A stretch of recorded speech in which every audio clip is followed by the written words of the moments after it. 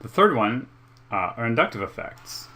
And inductive effects are the pull of electron density through sigma bonds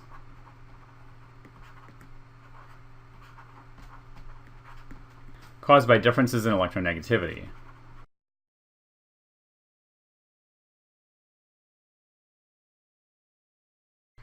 And here we'll look at ethanol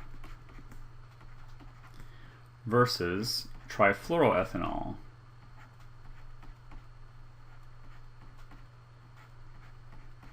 This is 2,2,2-trifluoroethanol. We haven't talked about naming yet, but we will in a little while.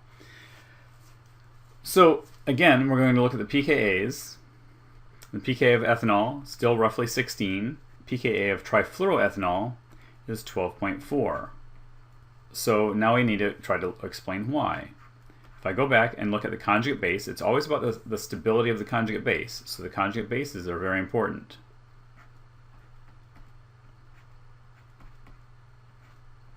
All right, so we'll go back and we'll start, and we'll think about our other effects that we already know about. We have the element effect. Oxygen has the negative charge in ethanol. Oxygen has the negative charge in 2,2,2-trifluoroethanol. So there is no element effect difference. Resonance was the next one that we looked at. There's nowhere to push these electrons. If I look at this carbon here, it has 2 hydrogens. It's sp3 hybridized. It's got 4 bonds. If I look at this carbon here, the same thing is true, sp3 hybridized. So there's nowhere to push these electrons to do any kind of resonance. So there is no element effect, there's no resonance effect. So this whole difference of 3.6 pKa units, or approximately 10 to the 4, somewhere between 10 to the 3 and 10 to the 4. So trifluoroethanol is 1,000 to 10,000 times more acidic than ethanol. Why? So if I look at what's happening in this molecule, fluorine is much more electronegative than carbon. So this fluorine is pulling electron density this way, this fluorine is pulling electron density this way, and this fluorine is pulling electron density this way, which is all pulling electron density that way, away from the oxygen. So what that does, again, is it delocalizes the charge. And we've seen that in every instance. We saw it in the element effects. As the atoms got larger, as we went down a group, that caused the negative charge to be delocalized, which caused the conjugate base to be more stable. And then again, in resonance ones, we saw resonance delocalization causing the base to be more stable. And now we're going to see the same thing in inductive effects. Inductive delocalization of the charge spreads that charge out. It's going to make the conjugate base more stable. And if the conjugate base is more stable, that means that it's happier to form. That makes this a stronger acid.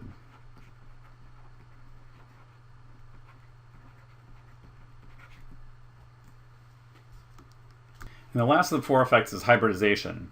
So let's look at some example molecules first, and then we'll try and figure out what's happening as far as hybridization and how it affects acidity. So if I have CH3, it's just an alkane, ethane, its pKa is going to be 50. If I have ethylene, CH2, double bond, CH2, the pKa of those hydrogens is 44. And then if I have a triple bond, acetylene, with H's on them, these CH's, the pKa is 25. So what's happening? They're becoming more acidic as we go from the left to the right. And the way that's usually explained is to look at the types of hybrid orbitals. Ethane has its hydrogens in sp3 orbitals. Ethylene has its hydrogens in sp2 orbitals. Acetylene has its hydrogens in sp orbitals. So if I look at how much S character versus P character, I would say that this one, it's half S and half P, so this is 50% S character. And if I look at this one, there are 3 orbitals combined, so it's a third of it is s. So this is 33% s character. And this one, only 1 of 4 is s, so this is 25% s character. Now, if you remember, s orbitals are non-directional.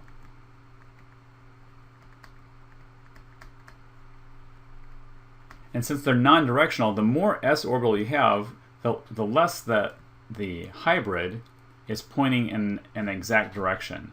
And so it makes weaker bonds. So more directional orbitals form stronger bonds.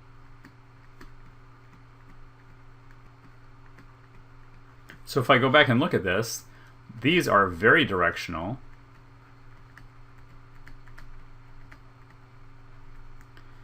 These are moderate.